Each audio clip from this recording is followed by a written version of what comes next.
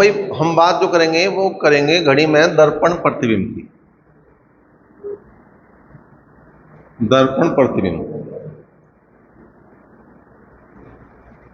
मतलब अगर घड़ी में कोई समय दिखाई दे रहा है तो उसी समय को अगर मैं दर्पण में देखूं, प्रतिबिंब में देखूं, तो क्या दिखाई देगा। जैसे मोटी सी बात अगर देखें हम, जो घड़ी है और ये जितने भी दर्पण प्रतिबिंब के समय है वो सारे के सारे, और दर्पण प्रतिबिंब के समय नहीं, जितने भी घड़ी के क्वेश्चन है वो सारे के सारे, मैंने पहले ही इस बात को बताया कि वो सारे के सारे सुई वाली घड़ी की बात चल रही है।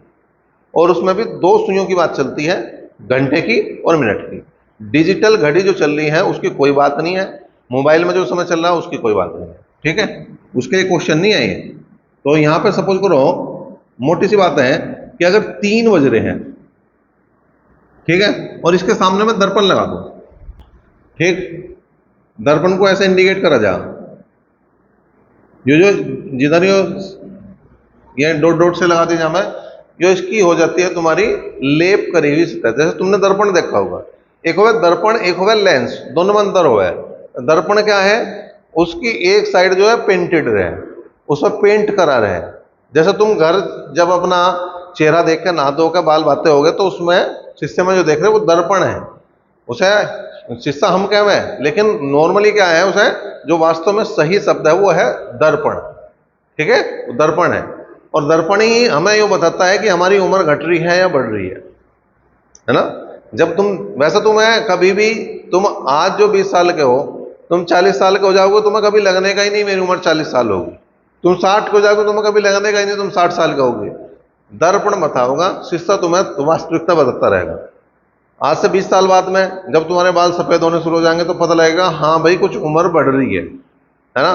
क्योंकि हमारा रोज डेट ऑफ बर्थ पर दिमाग नहीं जाता, लेकिन शीशा हम डेली देखें, जब हम शीशा डेली देखें तो वो हमें बताता रहे कि हाँ हमारी उम्र का यो पड़ाव आ लिया। वैसे मन से कभी आदमी बुढ़ा नहीं होता, ना मन से उसकी एज बढ़ती, उसे तो यही लगे मैं आज भी वैसा ही हूं जैसे आज से 20 साल पहले था, 10 साल पहले।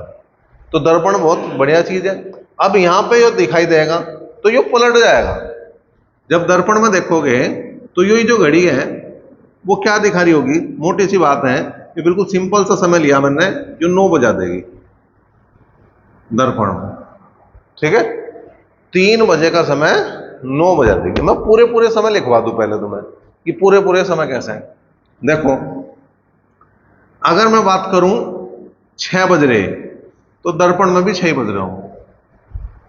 ठीक है, मैं इसे बढ़ाता चले, 7 बज रहे तो दर्पण में 5 आऊं, 8 दर्पण में 4, 9 दर्पण में 3 आ गया अपना।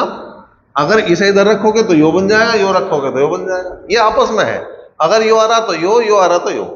अगर तुमने घड़ी में 7 बजा रखे हैं तो दर्पण में 5 दिखाई देगा, और दर्पण घड़ी में 5 बजा रखे तो दर्पण में 7 दिखाई देगा, उल्टा दिखाई देगा। ठीक है, घड़ी में अगर 8 बज रही है तो दर्पण में 4 दिखाई देगा, दर्पण में 4, घड़ी में 4 बज रही है तो दर्पण में 8 दिखाई देगा। आगे बढ़ो, 10 का 2 और 11 का 1, ठीक, और 12 का तो 12 ही दिखाई देगा। तो मतलब 12 और 6 को तो कभी पूछने वाला है ही नहीं। ठीक, बाकी तुम्हारे से पूछे जा सकते हैं, ये पूछे जा सकते हैं, ये पूरे पूरे समय है। लेकिन ऐसा थोड़ा है कि वो क्वेश्चन तुम्हारे से पूरा पूरा पूछेगा ना, भाई 8 बजे अगर घड़ी में है तो दर्पण में क्या होगा, ऐसा थोड़ी है। वो ये भी दे सके कि 8:20 अगर घड़ी में हो रही तो दर्पण में क्या समय होगा। अब हम उसकी बात करेंगे, पहले इसे नोट कर लो। अब समय कुछ भी हो, तुम सारे समय का दर्पण प्रतिबिंब आराम से बता सको। 2 बात ध्यान रखनी है, 2 नोट ध्यान रखने। यदि दिया गया समय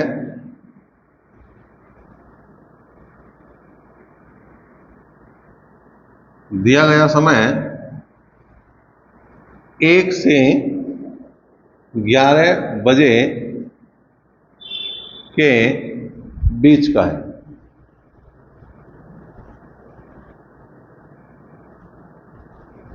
तब क्या करना। अच्छा, ऐसा तो है नहीं कि पेपर में गए और वहां शीशा ही लेके जाओगे, मिरर ही लेके जाओगे, दर्पण लेके जाओगे, देखो क्या बनना है ना। तो उसके लिए ही बताया जाए ना कि यदि दिया गया समय 1 से 11 बजे के बीच का है तो तुम्हें क्या करना, 11:60 माइनस दिया गया समय, दिया गया समय। ठीक है जी। दूसरा, यदि 11 से 1 बजे के बीच का समय है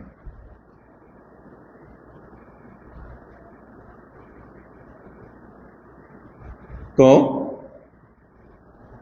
जो क्या आ रहा, जो आ रहा दर्पण प्रतिबिंब का समय, दर्पण प्रतिबिंब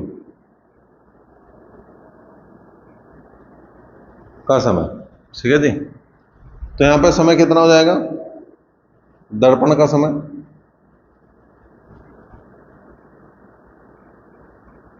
फिर लिखेंगे हम 23:60 माइनस दिया गया समय।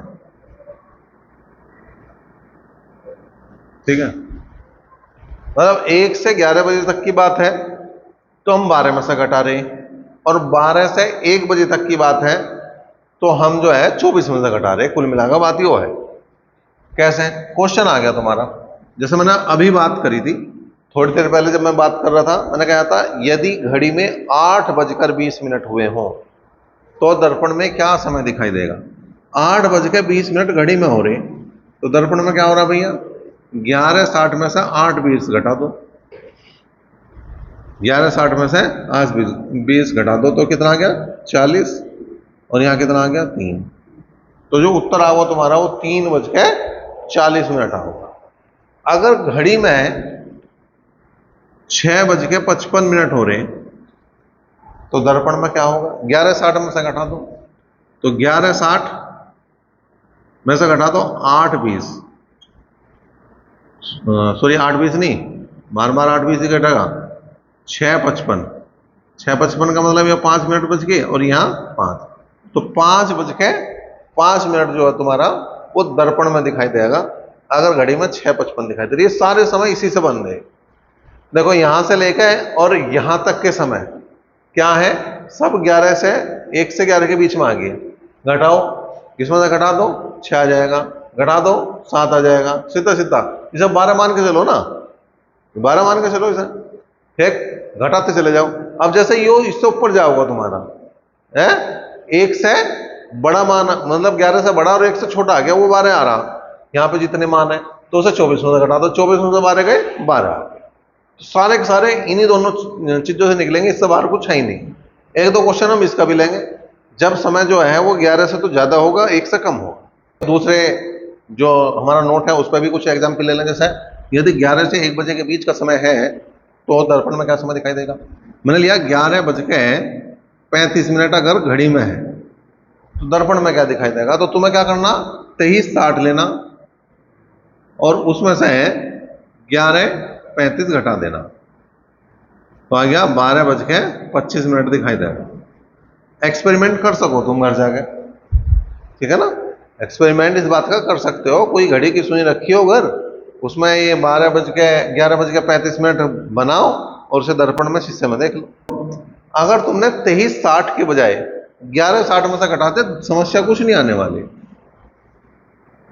तुम्हारा मन बेईमान हो जाएगा बस। अगर उसमें इतनी क्षमता है तो फिर कोई दिक्कत नहीं।